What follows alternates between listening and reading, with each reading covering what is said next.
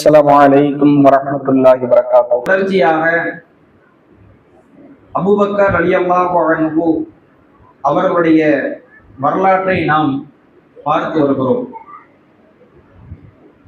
அதில் கடந்த தினம் அறியாமை காலத்தில் அபூபக்கர் ரலியல்லாஹு அன்ஹு எவ்வாறு இருந்தார்கள் என்பது தொடர்பாகவும், இஸ்லாத்தை முதலில் அதற்கு பிறகு ஏற்றுக்கொண்டு அந்த இஸ்லாத்தை பிறருக்கும் எடுத்துரைத்து ஏராளமான நபித்தோழர்களையும் இந்த இஸ்லாத்தின் பால் அழைத்து வந்தார்கள் என்பதை நாம் பார்த்தோம். இது மாத்திரமின்றி இஸ்லாமியர்களுக்கு வரக்கூடிய பல துன்பங்களையும் அபூபக்கர் ரலியல்லாஹு அன்ஹு அவர்கள் எதிர்த்து நின்றார்கள். துன்பத்திற்கு உள்ளாக்கப்படக்கூடிய அனைத்து மனிதர்களுக்கும் உதவிகரம் நீட்டினார்கள். அதில் நபி ஸல்லல்லாஹு அலைஹி வஸல்லம் அவர்களும் விதிவிலக்கு அல்ல. அபூபக்கர் ரலியல்லாஹு அன்ஹு அவங்க எல்லாருக்கும் உதவி செய்யறாங்க, ரசூலுல்லாஹ் உட்பட. ஒரு முறை அல்லாஹ்வுடைய தூதர் ஸல்லல்லாஹு அலைஹி வஸல்லம் அவர்கள் காபத்துல்லாஹ்ல தொழுது கொண்டு இருக்கிறாங்க. தொழுகை கடமையாக்கப்பட்டது மிஹ்ராஜ் பயணத்துக்கு பிறகுதான். அந்த 5 நேர தொழுகை அல்ல, அது அல்லாமல் அதற்கு முன்பாக அல்லாஹ்வை வணங்கி வந்த தொழுகை. அப்ப இந்த தொழுகையை அல்லாஹ்வுடைய தூதர் ஸல்லல்லாஹு அலைஹி வஸல்லம் அவர்கள் காபாவில் தொழுவும் போது உக்பா பின் அபி முஐத் என்று சொல்லக்கூடிய ஒருவன் என்ன செய்யறான் என்றால், அல்லாஹ்வுடைய தூதர் ஸல்லல்லாஹு அலைஹி வஸல்லம் அவர்களுக்கு துன்பத்தை, நெருக்கடியை கொடுக்கிறான். அவர்களுடைய உடலுக்கு மிக பாதிப்பு தரக்கூடிய அளவுக்கு அந்த துன்பம் போகிறது. இந்த செய்தியே எப்படி அறிவிக்கப்படுதுன்னா, நபி ஸல்லல்லாஹு அலைஹி வஸல்லம் அவர்கள் அனுபவிச்ச துன்பங்களிலேயே மிக அதிகப்படியான துன்பம் எது என்றுதான் நபி தோழர் கேட்கிறாங்க. அதுக்கு தான் இது பதிலாக வருகிறது. அந்த அளவிற்கு துன்பம். இப்படியான நேரத்துல உடனே அபூபக்கர் ரலியல்லாஹு அன்ஹு அவங்க என்ன செய்யறாங்கன்னா, இடையில பூந்து அவங்களுடைய கழுத்துல ரசூலுடைய கழுத்துல துணியை போட்டு இருக்கிற அளவுக்கு ஒரு நிலை ஏற்படுது. உடனே அபூபக்கர் ரலியல்லாஹு அன்ஹு அவங்க பூந்து அதை தடுத்து, ஒரு மனிதர் அல்லாஹ் தான் இறைவன் என்ற சொன்ன ஒற்றை காரணத்திற்காக அவரை நீங்க துன்புறுத்துறீங்களா? நீங்க எதுக்கு அவருக்கு இந்த பாதிப்பை கொடுக்குறீங்க? எதுக்கு நீங்க அவங்களை காயப்படுத்துறீங்க? எதுக்கு கஷ்டப்படுத்துறீங்க? அல்லாஹ் மட்டும்தான் இறைவன் என்று சொன்ன ஒரு காரணத்துக்காக இதை நீங்க செய்றீங்க என்று சொல்லி அந்த எதிரிகளிடத்தில் இருந்து பேசி அல்லாஹ்வுடைய தூதரை அந்த இடத்துல காப்பாத்துறாங்க. அப்ப இந்த அளவுக்கு அவங்க என்ன செய்யறாங்கன்னா, இது அவங்களுக்கு ஒரு மதிப்பு ஆரம்பத்துல இருந்துச்சு. அப்ப அவங்க அதை என்ன செய்யறாங்கன்னா, மதிப்பு ஏற்படும் போதெல்லாம் அதை பயன்படுத்தி கொள்றாங்க. இன்னும் நபி ஸல்லல்லாஹு அலைஹி வஸல்லம் அவர்கள் இல்லாமல் மற்ற நபி தோழர்கள் அவங்க வாழ்க்கையிலும் பல வகையான துன்பங்கள். ஆரம்பத்தில் இஸ்லாத்தை ஏற்றுக்கொண்டவர்கள்ல அபூபக்கர் ரலியல்லாஹு அன்ஹு அவங்க இருக்கிறாங்க. அதே போல அம்மார் ரலியல்லாஹு அன்ஹு அவங்க இருக்கிறாங்க. அவங்களுடைய தாயார் சுமையார் ரலியல்லாஹு அன்ஹு, பிலால் ரலியல்லாஹு அன்ஹு, மிக்தாத் ரலியல்லாஹு அன்ஹு என்று சொல்லி ஒரு சிலர்லாம் இருக்கிறாங்க. இதுல ரசூலுல்லாஹ் தன் குடும்பத்தின் மூலமாக ஓரளவு பாதுகாக்கப்படுறாங்க. ஆனா அவங்களுக்கும் துன்பம் தான், இருந்தாலும் ஓரளவு பாதுகாப்பு. அதே போல அபூபக்கர் ரலியல்லாஹு அன்ஹு அவங்க தன் அந்தஸ்தின் மூலமாக, குடும்பம் மூலமாக அவங்களும் ஓரளவு பாதுகாக்கப்படுறாங்க. ஆனா இது இல்லாத மற்றவர்கள் இருக்கிறாங்களே இல்லையா, இவங்க ஒரு சாமானிய மனிதர்கள். அப்ப அவங்களுக்கு எந்த அளவுக்கு துன்பம் இருந்திருக்கும்? ஹதீஸ்கள்ல, வரலாற்று செய்திகள்ல இடம்பெறுகிறது. அவங்க மேனியில என்ன செய்வாங்கன்னா, இரும்பு சங்கிலிகளால் அவங்க போடப்பட்டு பிணைக்கப்பட்டு சுடு மணல்ல போட்டு வேதனை செய்யப்படுவாங்க. இதுலயுமே மற்றவங்க கூட ஓரளவு தங்களுக்கு வேண்டப்பட்டவங்க வைத்து கொண்டு தப்பித்து கொண்டாங்க. ஆனா பிலால் ரலியல்லாஹு அன்ஹு போன்ற அடிமைகள் தப்பிக்கிறதுக்கு வழியே இல்லை. ஏன்னா இவங்கெல்லாம் யாரும் பரிந்துரையும் செய்ய முடியாது. அடிமைனா ஒரு ஆளுக்கு கீழே அந்த ஓனர் என்ன சொல்றாரோ அதுதான். இவங்கெல்லாம் தப்பிக்கிறதுக்கு வழியே இல்லை. இவரை என்ன செய்வாங்கன்னா, சிறு பிள்ளைகளுடைய கையில கொடுத்துருவாங்களாம். அவங்க அப்படியே தெருவுல இழுத்துட்டு வருவாங்க. சுபஹானல்லாஹ், அந்த நிலையை யோசிச்சு பாருங்க. இன்னைக்கு நம்ம ஒரு ஆளு சிறு வயது உள்ளவர் தரைவருவா பேசிட்டாலே நமக்கு அது பெருமளவு கோபம். சின்ன ஆளு தரை குறைவா அல்லது ஏதாவது திட்டா, நமக்கு சம வயசு உள்ளவர் திட்டா கூட நமக்கு கோபம் வரும். ஆனா இங்க என்ன செய்யறாங்கன்னா, சின்ன பசங்கள்கிட்ட ஒரு கயிறை கட்டி அவரை கொடுத்துடுறாங்க. அவங்க என்ன செய்யறாங்கன்னா, அப்படியே தெருவோரமா அப்படியே சுடு மணல்ல இழுத்து கொண்டு வராங்க. ஆனா அந்த நேரத்துல கூட அவருடைய நாவிலிருந்து வந்தது அஹது அஹது, அல்லாஹ் ஒருவன் தான், அல்லாஹ் ஒருவன் தான், மார்க்கத்தை விட்டு கொடுக்கல.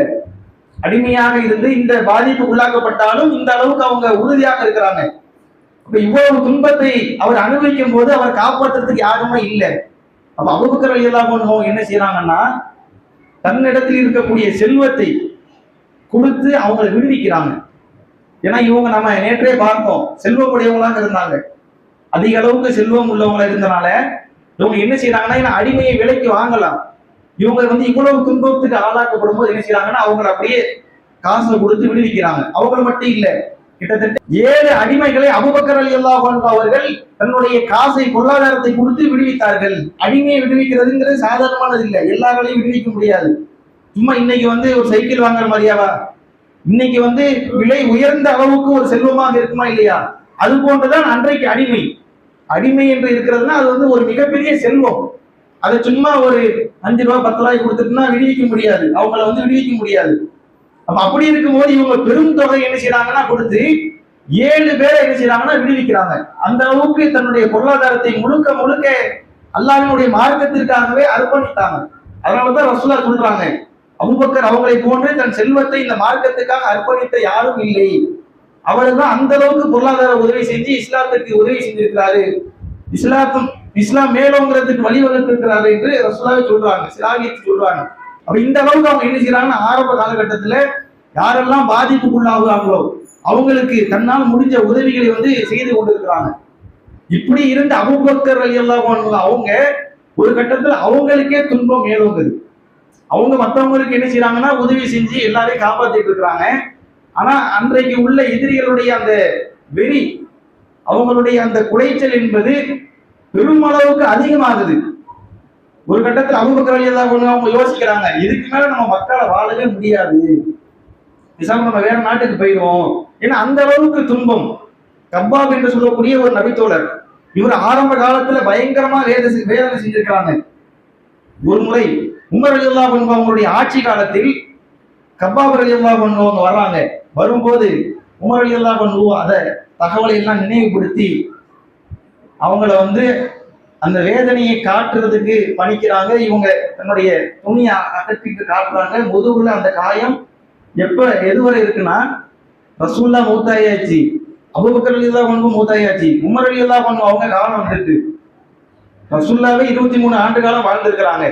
ஆனா அதுக்கு பிறகு அபூபக்கர் ரலியல்லாஹு அன்ஹு அவங்களுடைய ஆட்சி போய் உமர் ரலியல்லாஹு அன்ஹு ஆட்சியில தன் காயத்தை அவங்க வெளிப்படுத்துறாங்க. அந்த வடு அவங்கள்ட்ட அப்படியே இருக்கு. அந்த அளவுக்கு துன்பம், கடுமையான துன்பம். எல்லாரையும் ஊரை விட்டு ஒதுக்குறது ஒண்ணு, அடிக்கிறதுனா எப்படி, கொலை செய்யறது, அடிக்கிறது, துன்புறுத்துறது, இப்படி என்ன செஞ்சாங்கன்னா சித்திரவதை செஞ்சாங்க இஸ்லாத்தை ஏற்றுக்கொண்டனால. இந்த அளவுக்கு பாதிப்பு எல்லாருக்கும் இருக்கும்போது இவங்க உதவி செஞ்சு கொண்டிருந்த நிலையில் கடைசியில் இவங்களுக்கே தாங்க முடியல. இதுக்கு மேல நாம இந்த ஊர்ல இருக்க முடியாது, இந்த ஊர்ல இருந்தா நம்மளையும் உயிரோட விட மாட்டாங்க, அல்லது அல்லாஹ்வை வணங்க விட மாட்டாங்க, ரொம்ப பாதிப்பு மேலோங்கி போயிடுச்சு, பேசாம நாம இந்த நாட்டை விட்டே போயிடுவோம் என்று சொல்லி இவங்க என்ன செய்யறாங்கன்னா அபிசீனியாவை நோக்கி புறப்படுறாங்க. ஆரம்ப ஹிஜ்ரத்து. இதுக்கப்புறம் அவங்க ரசூலுல்லாஹ்வோட மதீனாவுக்கு போறாங்க. அது இல்லை, இது ஆரம்பத்தில் என்ன செய்யறாங்கன்னா இவங்க நம்ம அபிசீனியாவுக்கு போயிடுவோம் என்று சொல்லி, அங்க கொஞ்சம் பாதிப்புலாம் கம்மி தான், பாதிப்புலாம் இருக்காது. அங்க ஒரு கிறிஸ்தவ மன்னர் ஆட்சி செய்யறாரு, அவர் பாதிப்புலாம் அதிக அளவுக்கு இல்லை. அதனாலதான் நிறைய பேர் அபிசீனியாவுக்கு போனாங்க. அப்ப அபூபக்கர் ரலியல்லாஹு அன்ஹு அவங்களும் போகணும் என்று நினைத்து போய் கொண்டிருக்கும் போதுதான் பர்குல் ஹிமாத் என்று சொல்லக்கூடிய ஒரு இடத்துல இப்னு தக்கீனா அவங்க இவங்க தடுக்கிறாங்க. இந்த செய்தி ஆரம்பத்திலே சுருக்கமா நம்ம பார்க்கிறோம். அவங்க என்ன கேட்கறாங்கன்னா, அபூபக்கர் நீங்க எங்க போறீங்க? இல்ல என் சமூகம் என்னைய இறைவனை வணங்க விட மாட்டேங்கிறாங்க, அல்லாஹ்வை தொழுக விட மாட்டேங்கிறாங்க, என்னால இந்த ஊர்ல இருக்க முடியல, அதனால நான் போறேன். அப்ப அவங்க சொல்ற வார்த்தை என்னன்னா, உண்மையை போன்ற நபர் வெளியேறவும் கூடாது, வெளியேற்றப்படவும் கூடாது, நீங்களாக விரும்பி வெளியே போக கூடாது, யாரும் உங்களை வெளியேற்றவும் கூடாது. ஏன் தெரியுமா? ஏன்னா நீங்க இரத்த உறவை பேணி வாழ்கிறீர்கள், உறவுக்கு அந்த அளவுக்கு முக்கியத்துவம் கொடுக்குறீங்க. அதே போல பாதிக்கப்பட்டவங்களுடைய அந்த சுமையை நீங்க ஏற்றுக்கொண்டு அவங்களுக்காக வேண்டி உழைக்கிறீங்க, விருந்தினரை கண்ணியப்படுத்துறீங்க. உங்களை மாதிரியான ஆட்கள்லாம் ஊரை விட்டு போறது ஒரு உகந்தது கிடையாது. அதனால நீங்களாக வெளியே போக கூடாது, உங்களை யாரும் இந்த ஊரை விட்டு வெளியேற்றவும் கூடாது என்று சொல்லி நான் உங்களுக்கு அடைக்கலம் தர்றேன் அப்படின்னு என்ன செய்யறாங்கன்னா, அவங்கள நீங்க மீண்டும் உங்க ஊருக்கே போங்க அப்படின்னு சொல்றாங்க. அதுக்கப்புறம் அபூபக்கர் ரலியல்லாஹு அன்ஹு ஒரு ஆள் வந்து சொல்லும் போது அதுக்கு நாம மதிப்பு கொடுக்கணுமா இல்லையா, போறாங்க. அதுக்கப்புறம் இவங்க மாலை நேரத்துல குறைஷிகள்கிட்ட போய் இந்த மாதிரி அபூபக்கர் அவர் ஊரை விட்டு வெளியேறக்கூடாது, நீங்கள் அவங்களை வெளியேற்றக்கூடாது, அவருடைய நன்மை இப்படி எல்லாம் இருக்கு என்று சொல்லி சொல்லி காட்டுறாங்க. இது என்ன எந்த மாதிரியான நன்மைனா, முதலாக ரசூல்லாவுக்கு வகை செய்தி வரும்போது அவங்க பயப்படுவாங்க. அப்ப அவங்களுக்கு ஹதீஜா ரலியல்லாஹு அன்ஹா அவங்க ஒரு ஆறுதல் சொல்லுவாங்க, நீங்க கவலைப்படாதீங்க, அல்லாஹ் உங்களை இழிவுபடுத்த மாட்டான், ஏன்னா நீங்க உறவை பேணி வாழ்றீங்க, விருந்தினரை கண்ணியப்படுத்துறீங்கன்னு சொல்லி ரசூல்லாவுக்கு ஒரு பட்டியல போட்டாங்களா இல்லையா. அதே தகவலை தான் அபூபக்கர் ரலியல்லாஹு அன்ஹு அவங்களுக்கு இவங்க சொல்றாங்க, இவர் வந்து நல்ல மனிதர். அப்ப குறைஷிகள்கிட்ட சொல்றாங்க, இவங்களை நீங்க வெளியேற்றாதீங்க, ஊர்ல இருக்கட்டும், அவருக்கு நான் அடைக்கலம் கொடுக்குறேன். அப்ப குறைஷிகள் என்ன சொல்றாங்கன்னா, சரி உங்களுக்கு நாங்க மதிப்பு கொடுக்குறோம், உங்களுடைய அடைக்கலத்தை நாங்க ஏத்துக்கிறோம், ஆனா ஒரே ஒரு கண்டிஷன், இவர் வந்து குர்ஆன் வசனங்களை ஓதுறாரு, தொழுகிறாரு. இப்ப இதை கேட்டு எங்க மனைவிமார்கள் என்ன செய்யறாங்க, குழப்பம் அடைகிறாங்க. ஏன்னா இந்த பொதுவா குர்ஆனுக்கு உள்ள சிறப்பு என்னன்னா, அந்த வசனத்தினுடைய தாக்கம் வந்து உள்ளத்துல மாற்றத்தை ஏற்படுத்திடும். அதனுடைய வரிகள் ஒவ்வொன்றும் அப்படியே இனிமையாக இருக்கும், அது ஓடுறதே ராகமா இருக்கும். அது மட்டும் இல்லாம அதனுடைய இலக்கிய நயம், அந்த வசனத்தினுடைய பொருள் இது எல்லாம் நம்மை அப்படியே இஸ்லாத்துக்கு வர செஞ்சிடும். அல்லாஹ் நமக்கு குர்ஆன் அப்படிதான் சொல்றான். குர்ஆன் என்பது அப்படிப்பட்ட ஒரு அற்புதம் நிறைந்தது. அப்ப இந்த குர்ஆனை வந்து யாரு சொல்றாங்கன்னா, குறைஷிகளே சொல்றாங்க. குறைஷிகளே இதை பார்த்து பயப்படுறாங்க. அபூபக்கர் ஓதுறதை பார்த்து எங்க மனைவியில குழப்பம் அடைகிறாங்க, அந்த புது மார்க்கத்துக்கு அவங்க போயிடுவாங்கிற அளவுக்கு அவங்களுக்கு பயம் ஏற்படுது. அதனால தயவு செஞ்சு அதை மட்டும் நீங்க செய்ய விடாதீங்க. அப்ப இவங்க என்ன நினைக்கிறாங்கன்னா, நம்ம பிள்ளை குட்டின்னு அங்க போயிரும், அபூபக்கரை ஏத்துக்கொண்டு அவங்களுடைய மார்க்கத்தை ஏத்து அப்படியே போயிரும், இஸ்லாத்துக்கு போயிரும் நினைக்கிறாங்க. அதனால இதை வந்து தடுத்துக் கொள்ளணும், கண்டிப்பா அபூபக்கர் செய்யக்கூடாது, நான் அனுமதிக்க மாட்டேன் என்று சொல்றாங்க. அதை அபூபக்கர் ஏதாவது அவங்க ஏற்றுக்கொண்டு, சரி நான் வந்து தன் அளவிலேயே அதை கடைபிடிக்கிறேன் என்று சொல்லும் போது அடைக்கலம் கொடுக்கப்படுது. இப்படியே சில காலம் சில நாட்கள் போகுது. அதுக்கப்புறம் அபூபக்கர் அவங்களுக்கு ஒரு யோசனை, சத்திய மார்க்கத்துக்கு வந்ததுக்கு அப்புறம் இன்னும் தயக்கம், குர்ஆனை ஓதக்கூடாது, பகிரங்கப்படுத்தக்கூடாதுன்னா இது என்ன வேலைக்கு ஆகாது, இனிமே இது வந்து இப்படி போறது சரியில்லை என்று சொல்லி என்ன செய்யறாங்கன்னா, அவங்க வீட்டினுடைய மையப்பகுதியில முற்றத்துல என்ன செய்யறாங்கன்னா, அங்க ஒரு தொழு இடத்தை ஏற்பாடு செஞ்சு அங்க தொழுகிறாங்க. மீண்டும் குர்ஆனை ஓத ஆரம்பிக்கிறாங்க.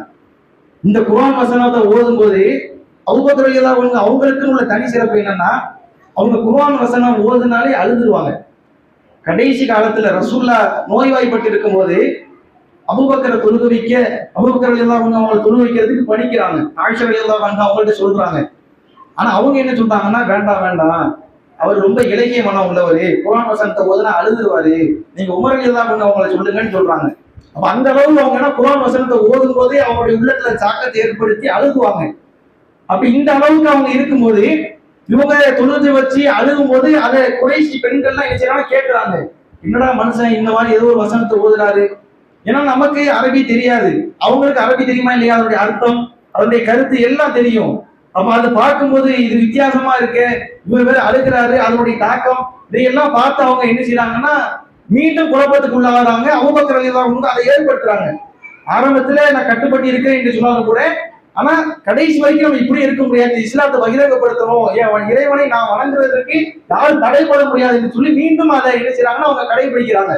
அப்ப இதை பார்த்த குறைஷிகள் வந்து இப்படியே போனா சரி வராது, இப்னு தக்கினாவை கூப்பிடுங்க என்று சொல்லி அவரை வரவழைச்சு இந்த மாதிரி நாங்க அடைக்கலம் தரேன்னு சொல்லியிருந்தோம், ஆனா அவர் இந்த மாதிரி செய்யறாரு, இப்படி செஞ்சா அது நல்லா இருக்காது, உங்க பேச்சுக்கு மரியாதை கொடுத்து இப்படி செஞ்சோம், அதை நீங்க வந்து என்னன்னு பாருங்கன்னு சொல்றாங்க. உடனே அவர் வந்து என்ன செய்யறாரு, அபூபக்கர் ரலியல்லாஹு அன்ஹு அவங்கள்ட்ட கேட்கிறாங்க, இந்த மாதிரி நீங்க வந்து செய்யறதுனால அவங்க கூப்பிட்டு இப்படி சொல்றாங்க, அது என்னுடைய அடைக்கலத்துக்கு சரியானது இல்லை, அதனால நீங்க என்ன செய்யுங்க, இப்படிதான் செய்வீங்கன்னா உங்க அடைக்கலத்தை என் அடைக்கலத்தை திருப்பி தந்துருங்க, வேண்டாம் அப்படின்னு சொல்றாங்க.